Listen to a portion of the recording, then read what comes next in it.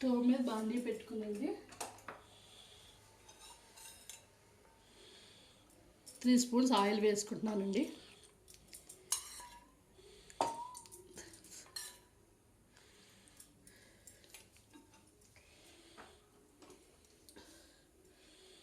Oil ఎక్కిన తర్వాత 4 పచ్చిమిర్చి వేసుకుంటున్నానండి.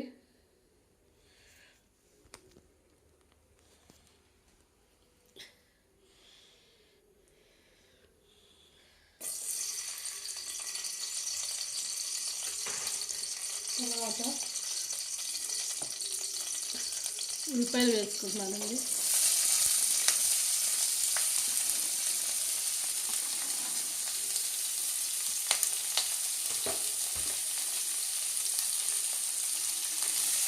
ఉల్లిపాయలు బ్రౌన్ కలర్ వచ్చే వరకు ఫ్రై చేసుకోవాలండి. ఉల్లిపాయలు వేగుతున్నాయి కదండి. ఓ పక్కన నేను ఒక గ్లాస్ శనగపప్పు తీసుకున్నానండి. దీన్ని 1 అవర్ ముందు నానబెట్టుకున్నాను. ఇప్పుడు వాష్ చేసుకొని దీన్ని నేను తీసుకుంటానండి.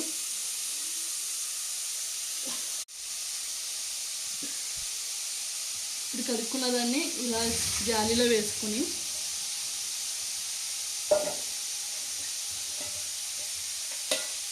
ఇలా పక్కన పెట్టుకుంటున్నానండి.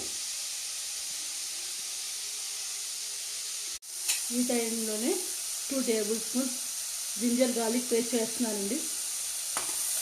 వేసి బాగా కలుపుకోవాలి.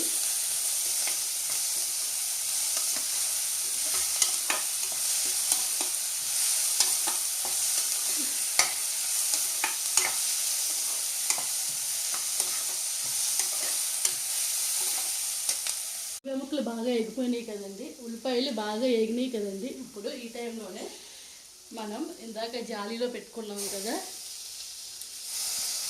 శనగపప్పు వేసుకున్నామండి.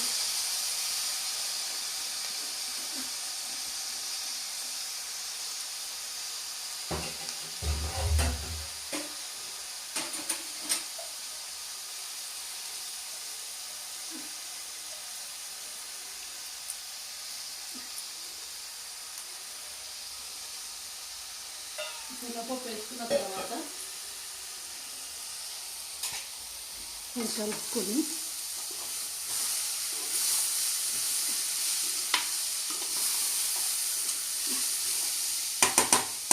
మనం ఈ టైంలోనే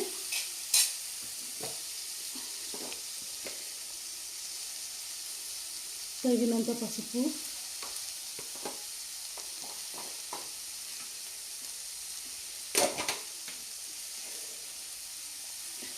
టూ స్పూన్స్ కారం,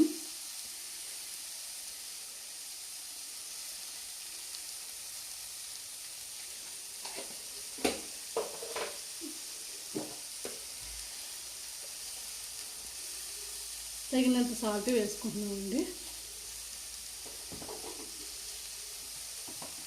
పాటు రుచికి తగ్గ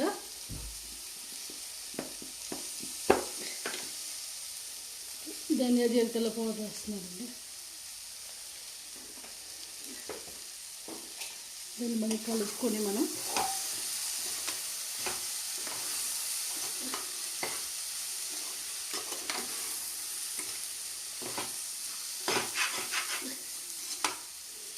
ఈ టైంలోనే మనం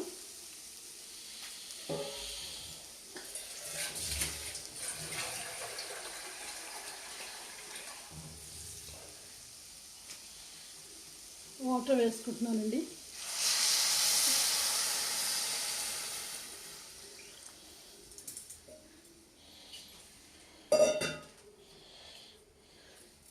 ఇలా వాటర్ వేసుకున్న తర్వాత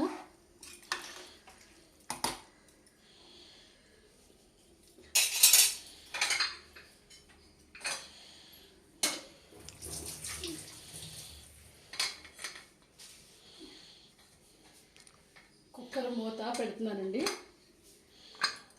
కుక్కర్ మూత పెట్టుకుని కరెక్ట్గా ఒక 5 విజిల్స్ వచ్చిన తర్వాత కుక్కర్ బంద్ చేసుకుందామండి. కుక్కర్ మూత తీసుకుంటున్నానండి. కుక్కర్ మూత తీసుకొని స్టవ్ వెలిగించుకుంటున్నాను.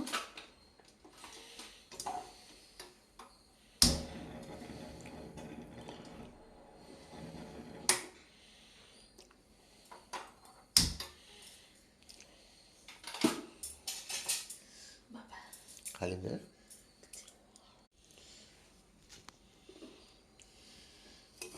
కూర దగ్గరికి కలుపుకుంటున్నానండి. ఇప్పుడు ఈ వాటర్ అంతా దగ్గరికి అయిపోయే వరకు ఉంచుకోవాలండి.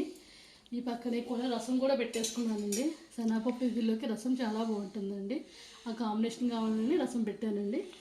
మళ్ళీ కర్రీ దగ్గర అయిపోయే వరకు ఉంచుకోవాలండి. ఈ టైంలో ఎట్టి పరిస్థితుల్లోని గట్టి పెట్టకూడదండి. గట్టి పెట్టకుండా మనం ఇలా కలుపుకోవాలండి. ఇలా కలుపుకుంటే కనుక శనగపప్పు బద్దలా ఉంటుంది, లేకపోతే పేస్ట్లో అయిపోతుందండి. చూడండి, అసలు ఎక్కడ పేస్ట్ అవ్వలేదు కదా, అలాగే ఉంచుకోవాలండి. ఇది చాలా ఈజీ రెసిపీ అండి. బ్యాచిలర్స్ కూడా చాలా ఈజీగా చేసుకోవచ్చు.